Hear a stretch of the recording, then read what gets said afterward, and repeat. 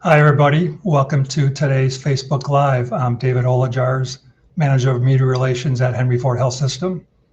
Today's topic is top of mind for everyone these days, the COVID vaccine. Today, we're going to provide you with important facts about the vaccine and to debunk the myths that are trolling out there.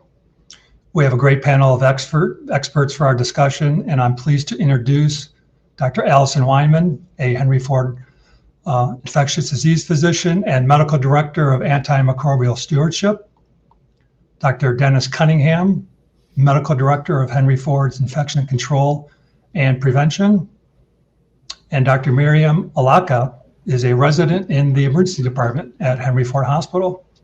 Welcome to you all. Thank you. Thanks. A quick reminder for our viewers, please be sure to read our disclaimer at the top of this thread. And so as many of you have heard the grim news this week, 400,000 lives have been lost to COVID in this country since the start of the pandemic. In Michigan, the number of cases, hospitalizations, and deaths declining, which is good news, but by no means can we get complacent here. We still need to mask up, social distance, and wash our hands, right? Absolutely. That said, hope is on the horizon with this vaccine, and hopefully it can bring an end to this pandemic here. Before we get to our discussion, though, I'd like to take a moment to explain the scheduling process that we have in place at Henry Ford for the COVID vaccination. Number one, because of the limited supply of vaccine, Henry Ford is only offering vaccinations by appointment only, and prioritizing those who are eligible to receive the vaccine. Please know that this limited vaccine supply is not just in Michigan, but across the country. Number two, when you do become eligible to receive the vaccine, Henry Ford will contact you personally by text, email, or phone based on the contact information you have given us. Established patients will receive a text or phone call when a large block of appointments become available for scheduling. And number three, it's important for our patients and viewers to know that you cannot schedule a vaccine appointment through your Henry Ford doctor or our contact center. As vaccine supply increases, we then will be able to expand our services as well as the number of appointments and locations. Please know we are committed to carefully balance between the staff guidelines, managing our limited supply of vaccine, and scheduling appointments. We know this process has been frustrating, and we're sorry for this inconvenience. We ask for your patience as we work through this process. Final point. If you are a Henry Ford patient and do not have a MyChart account, we encourage you to sign up for one. This will help streamline the scheduling process for you. You can do that at henryford.com/mychart. Once you become eligible for vaccination, we'll contact you via text, email, or phone based on the information you have given us. So with that, I'd like to begin our discussion. Dr. Cunningham, picking up on that point about vaccine supply, could you bring some clarity to the whole vaccine distribution process? Who determines how much vaccine is allocated to various hospitals and providers? Sure. So the federal government allocates the vaccines, and we have two of them in this country right now. We have one by Moderna, one by Pfizer. They, based on population, allocate it to the states.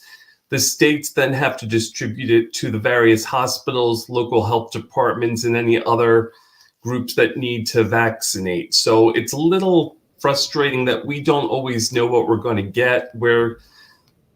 I don't even know how many doses we're going to receive next week. Henry Ford is prepared to get these vaccines out as quickly as we receive them. And we've actually given over 45,000 doses, which is amazing. But it's really a trickle of vaccine supply that comes in. Oh, a little technical difficulty there.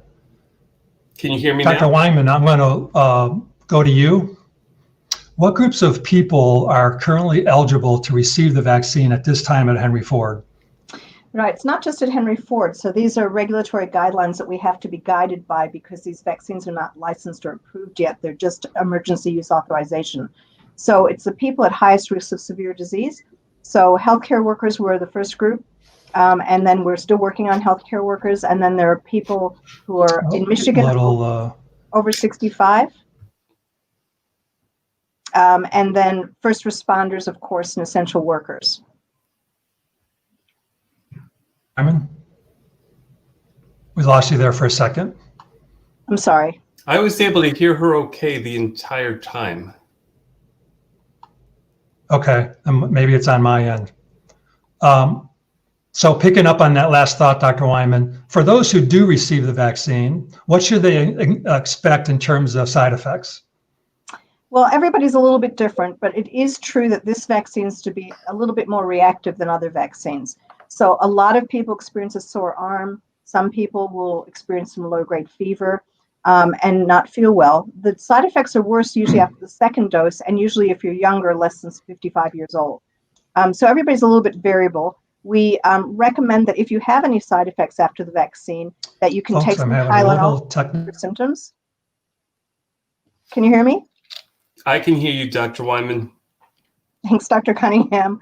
But we don't recommend that you take Tylenol to prevent you getting any side effects. And it's important to remember that only about 2% of people are going to have severe enough side effects that they need to miss work or alter their daily routine. Cunningham, both the Pfizer and Moderna vaccines were produced with what is called mRNA technology. What is an mRNA vaccine and how does it work? So mRNA is a blueprint for a protein. And what happens is we inject this into your body and your cells will start making the protein that the mRNA encodes for, in which case this is the spike protein. It's an outer protein on the virus that lets it attach to our cells and cause infection. And the beauty of this is you get the response, your body makes this protein, our immune system then reacts against it and makes something called antibodies. These are little proteins that help our body to destroy viruses and bacteria. So it's a really ingenious way to deliver this vaccine. And even though people may not be very familiar with this technology, it's been around more than 10 years. And in fact, it's been used quite widely in the cancer world to make anti-cancer vaccines called immunotherapy. So it's very exciting. And Dr. Weinman just mentioned that the vaccine does cause some reactions in people after vaccination. But the beauty is it means your immune system is actually working and giving you protection.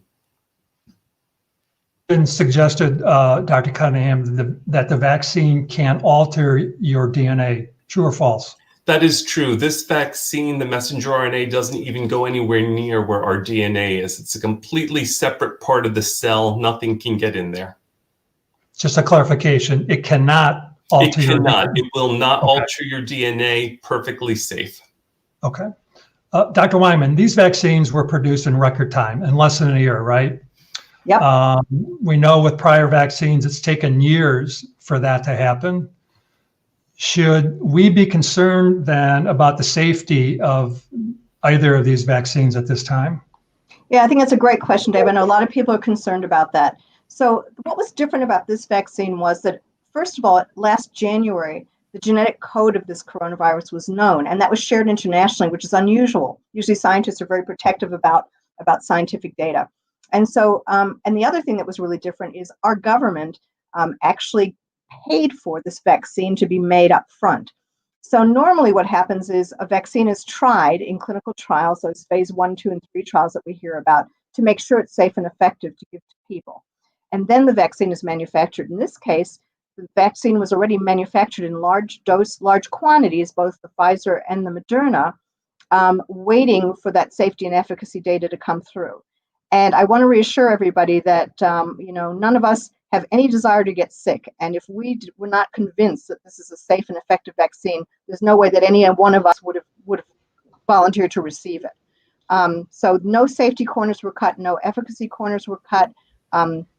it's a safe and effective vaccine, and it's even more effective than we dreamed of.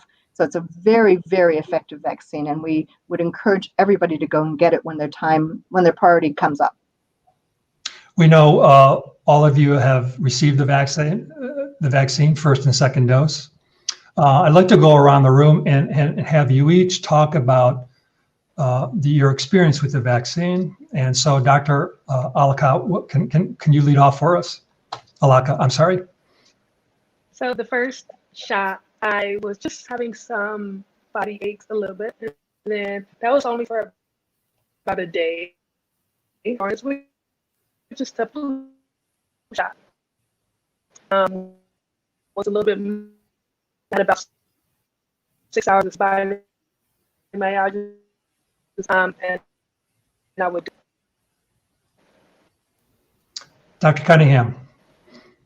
So after my first dose, I had some arm tenderness at the injection site for maybe a day and a half. Nothing major, didn't take any medicine for it. I felt fine. After the second dose, about 8 hours later, I felt a little bit of achiness, a little bit of low-grade fever. Again, it was 36 hours. It went away. I took some Tylenol to help me through it, but I looked at it, it told me my body made an immune response and I'm going to be protected against this virus. So I was actually pretty happy. I think these side effects were not much in the grand scheme of life and certainly a heck of a lot better than getting COVID. And Dr. Weinman. Yeah, I certainly agree with Dr. Cunningham. Whatever the side effects are, it is worth it because we know the alternative of getting COVID and suffering severe disease or even death. So the first shot I had a pretty sore arm for maybe 24 hours. It resolved pretty quickly. I didn't have to take anything for it. And after the second dose, I had the same sore arm, but I also had a little bit of a headache, felt a little just kind of off, just not myself. And by the next day, I felt completely better again. I didn't have to take anything for the second dose either. Dr. Olika, you were among the first of our frontline workers to be vaccinated at Henry Ford. Talk about the initial thoughts you had when you received that first notification that you were eligible for the vaccine. What was going through your mind?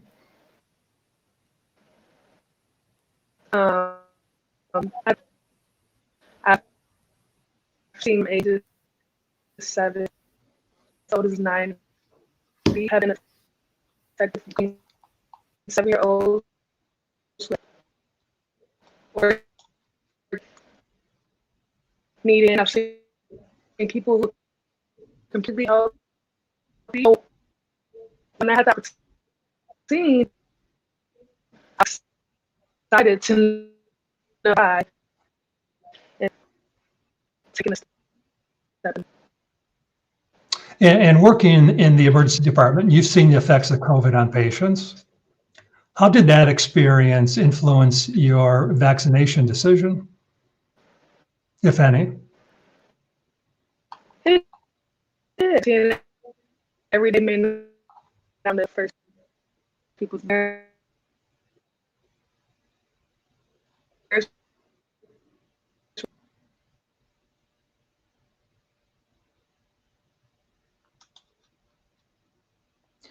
We're having a little technical difficulty hearing Miriam.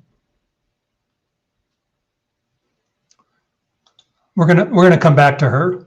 Dr. Weinman, let's talk allergies in the vaccine. For those who have allergies, should they avoid getting the vaccine? Yeah, so it depends what kind of. The only reason to not get this vaccine is if you have a severe or anaphylactic reaction, which is difficulty breathing or a severe rash right after the vaccine, to the vaccine or its components. But otherwise, if you have a severe allergy to anything else like food or pets, there is no contraindication to getting vaccine. And then there's a middle group of folks that may have severe reactions to other injectable medications like other vaccines or other medications they got intravenously or through their arm intramuscularly. And those folks, we just recommend they be monitored for 30 minutes after the vaccine instead of 15 minutes. And those are per the CDC guidelines. As we know, both the Pfizer and Moderna vaccines require 2 doses.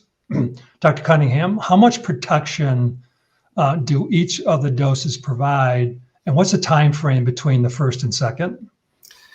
So for Pfizer, I know that one dose of vaccine, it's thought to be around 52% efficacy in the original phase 3 clinical trials. With 2 doses, it goes up to 95%. I don't remember how much protection you get after 1 dose of Moderna, but after 2 doses of Moderna, again, you're at 95% effectiveness. You have to space the Pfizer vaccine doses by 21 days and the Moderna vaccine by 28 days. And there's a grace period, plus or minus 4 days, if there's a weekend or a holiday. Yesterday evening, the CDC announced you can even space those second doses out as far as 6 weeks without it interfering with your immune response. I'm not really encouraging people to space out the doses even more, because the quicker you get that second dose into you, the sooner you're going to have full protection against COVID. And picking up on that point, Dr. Cunningham, given the limited supply of vaccine right now, is it possible that you could get the Pfizer vaccine for your first dose and the Moderna for your second? Theoretically, it would work, but all the recommendations are stick with the same brand. And the reason for that is the clinical studies. Pfizer was studied with a Pfizer dose, Moderna with the Moderna dose. So if at all possible, we want people to stick with the brand they started with. And again, they're both great vaccines. They both work the same way. They have about equal protection. So either one would be good to protect everybody. Are there any groups of people who should not receive the vaccine?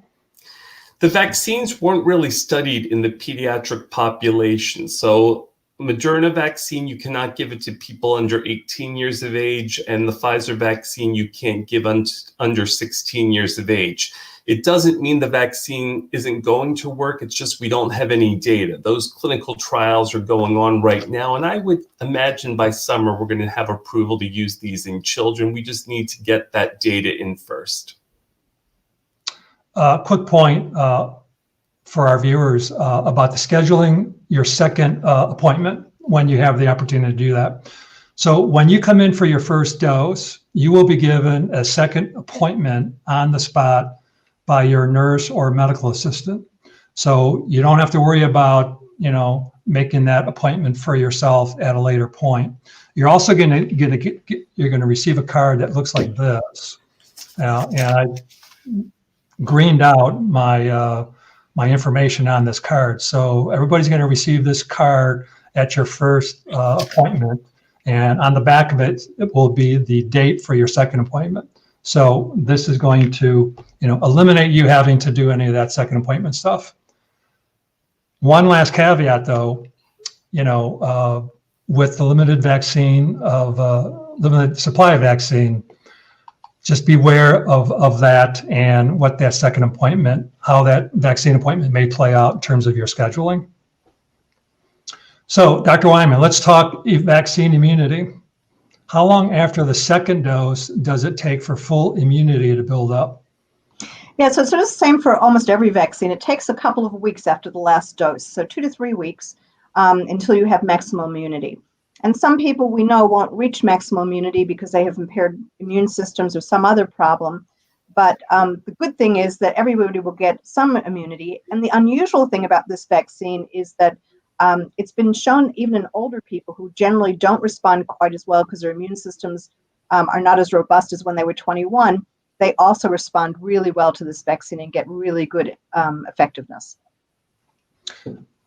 Dr. Wyman, picking up on that point, we know that the Pfizer vaccine is 95% effective and Moderna supposedly 94%, right?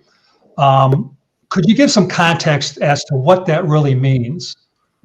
Yeah, most vaccines, this is really unusual. Most vaccines don't get anywhere near this effectiveness. So flu vaccine, which we all get every year, can vary depending on your own circumstances from 20 to about 60% maximum effectiveness. So to get a vaccine that's 95% effective is amazing, and it's really an incredible scientific achievement. The only other vaccine we have that's nearly that effective is the measles vaccine, which is in the high 90s, 97, 98% effective. So this is really an incredibly effective vaccine. And in order for it to have come to be released, it had to meet the criteria of being 50% effective. So it almost doubled that expectation. We have a question from one of our viewers, Debbie. She asks, is it harmful or ineffective if you take Tylenol or Motrin before or after receiving the vaccine? Dr. Weinman? Yeah, so there's some theoretical risk if you take it before the vaccine that it may blunt your immune response. And that's from very small trials, not very effective and not really proven. So it's a theoretical risk. But what we're currently recommending is that after you get your vaccine, wait for symptoms to develop. And then if you have symptoms, then you can take Tylenol, you can take other medication to make yourself feel better. But we don't recommend taking it ahead of time, just in case it interferes with some effectiveness of the vaccine. Now, we know there's high demand for receiving the vaccine. At the same time, we know that there are many people out there, especially people of color, who are skeptical or hesitant to take the vaccine. Dr. Olika, I'm told you've become a pretty impressive influencer on social media these days. Have you counseled family members or friends who are struggling with this decision as to whether or not they should receive the vaccine? Yeah, I think being one of the few people in medicine and many of my fan groups, a lot of people have come and talked to me about it. Unfortunately, I do believe that the U.S. health system, unfortunately, has done many things in the past that have led to mistrust amongst many people of color.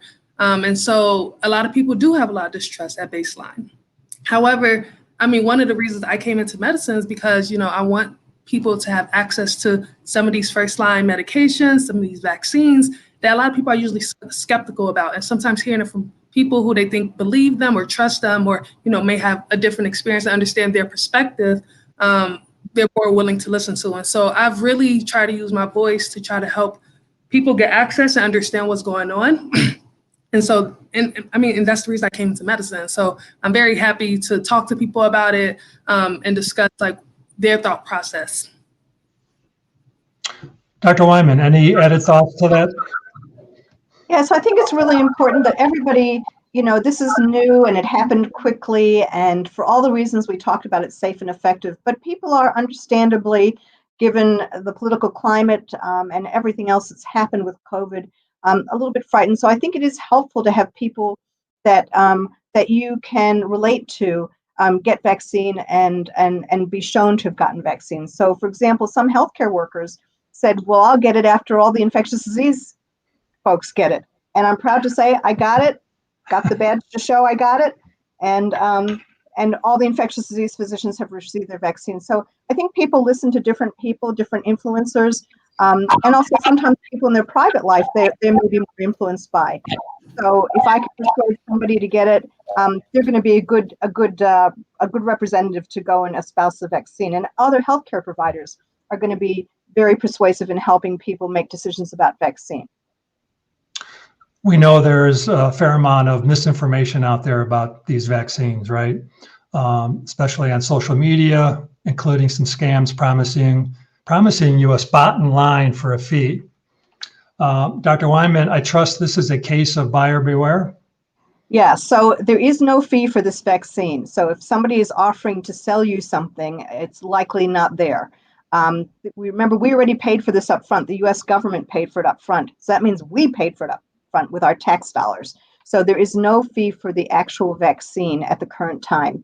And so if somebody's pushing something saying you're going to get your vaccine tomorrow and you're not one of those priority groups, it's not real. So please go to trusted sources, go to the healthcare systems in Michigan, go to the counties in Michigan, go to the health department to get accurate advice about whether or not it's time for you to get immunized. And it's incumbent upon hospitals and providers to report this vaccination information to the federal government, correct? Dr. Cunningham? You're absolutely correct. There's a couple different ways we can report any symptoms or bad reactions. One of them, it's called V-Safe, V as in Victor. And when you get your vaccine, you're given a sheet of paper. There's a QR code you can scan, and you get a text message just asking about what symptoms you have.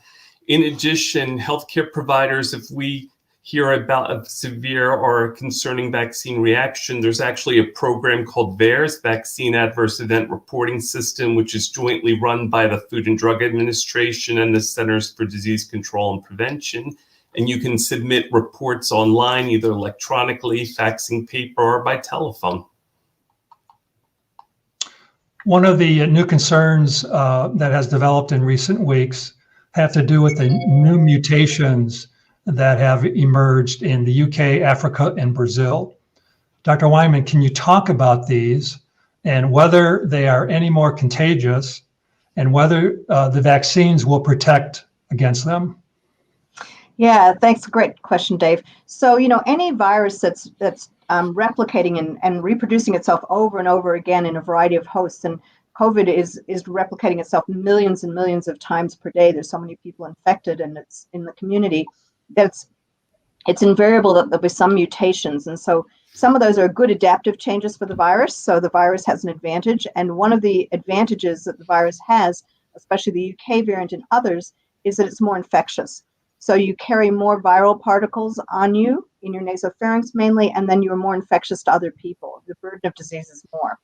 So it's even more imperative that we get vaccine out there. So far, there have been a couple of recent reports from South Africa and Brazil questioning whether or not the vaccine is as effective in those strains.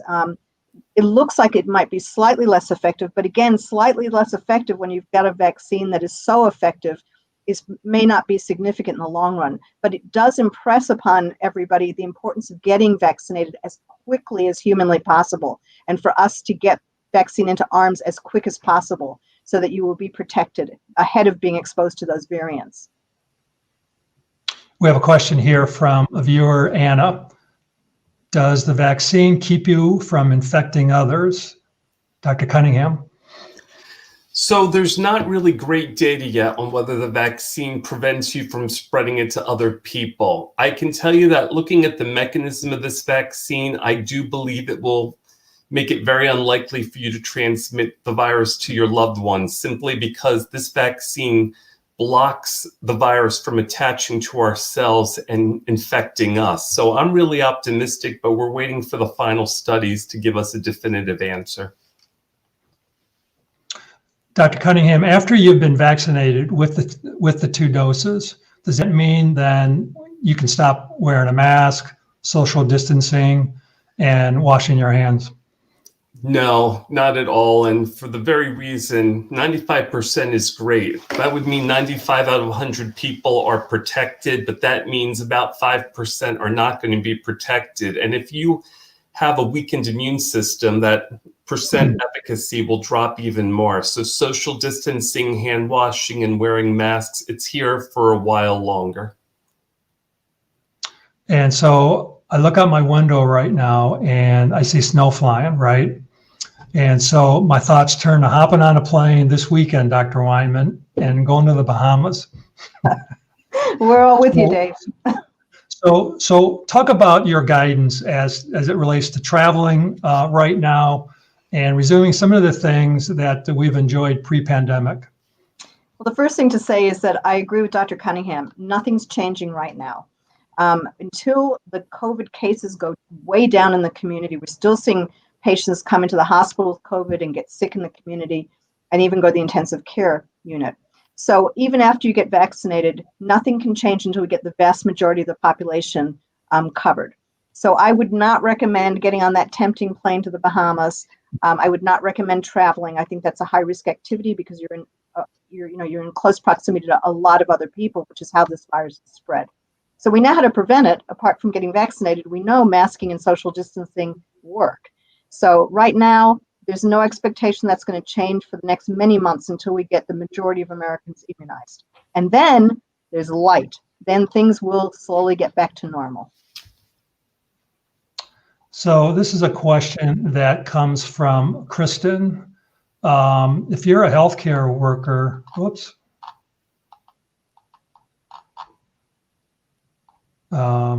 excuse me. This is a question from Teresa. When do you expect high-risk folks under age 65 to start receiving or at least be eligible for the vaccine? Do we have any sense yet? Dr. Cunningham, as to when that may happen? No, we don't. And this will be announced by the state of Michigan. Their Department of Health and Human Services tells us what phase we're in. But until we get all the at-risk people 65 and older, I don't see them moving to the younger ages. And again, as quickly as we get the vaccine, Henry Ford is getting it out. I think we vaccinated probably more than any other health system in the state, and we're prepared to keep up that rate. As quick as we get vaccine, we will open more appointments. So as we close out our segment here for today's Facebook Live, I'd like to go around the room and ask each of you for sort of a final take-home message for our audience. Dr. Olika, I'd like to begin with you. What are your thoughts as we move forward with the vaccination process? I really want to encourage everyone to go out and get their shot. Make sure that they stay protected in the meantime. Make sure you use your mask, make sure you're washing your hands, social distancing. We've done it thus far to keep going. That's pretty much all I really have to say in reality. Okay. Dr. Wyman? Yeah, I think those are wonderful comments. I would just implore everybody just to be patient. I know it's been a really long haul. It's been a miserable many months for many of us. It's been very, very difficult, and everybody appreciates how difficult things have been. But now is not the time to let up, because vaccine is really close. We're hoping to get everybody in America who wants a shot, at least by the end of summer or fall, will most likely get immunized, depending again on supply and manufacturing. And I would just implore people, I know there are a lot of people really clamoring to get vaccine and asking all of us, when can I get it, when can I get it? We have to stick to our priorities, the priority listing. And again, as Dr. Cunningham said, we are trying to churn out vaccine, get it into arms as quickly as our allotments allow. So please go and get vaccinated when you're notified. And Dr. Cunningham? The vaccine is the first real glimmer of hope I've seen in the COVID pandemic. And this is what we need to get back to life as we used to know it. So I'm happy I was vaccinated, and I think it's a safe, effective vaccine, or I would not have gotten it. I'm very comfortable that I received my doses, and I'm very thankful. Doctors, thank you very much for your participation in today's discussion. For more information about vaccinations, how to wear a mask, and other COVID-related information, you can go to henryford.com. Until next time, please continue to mask up, social distance, and wash your hands. And when it's your turn, get vaccinated. Stay safe. Bye for now.